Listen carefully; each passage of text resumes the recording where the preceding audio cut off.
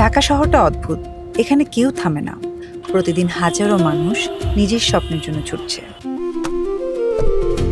জীবন ঠিক এভাবেই চলতে থাকে, দিনের পর দিন। আমরা বুঝতেই পারি না কোন মুহূর্তটা বদলে দিতে যাচ্ছে পুরো গল্পটা। আমরা তো এবার মিলেনিয়ার পেয়েছি বাগেরহাটে, নরসিংদীতে, বান্দরবনে, নাটোরেও। আর এবার আমরা মিলেনিয়ার পেয়েছি ঢাকা থেকে।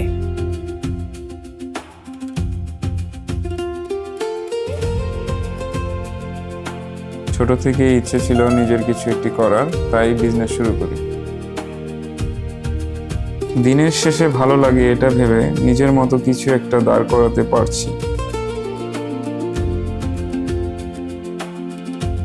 আম্মুর সাথে আলোচনা করেই ওয়ালটন ফ্রিজটা নেওয়া।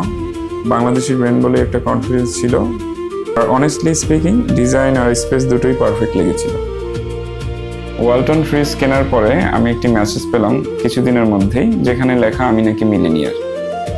সত্যি বলতে এখনো পুরো ব্যাপারটা বিশ্বাস করতে কষ্ট হচ্ছে। একটা সাধারণ দিন এভাবেই স্পেশাল হয়ে যাবে কখনো ভাবিনি।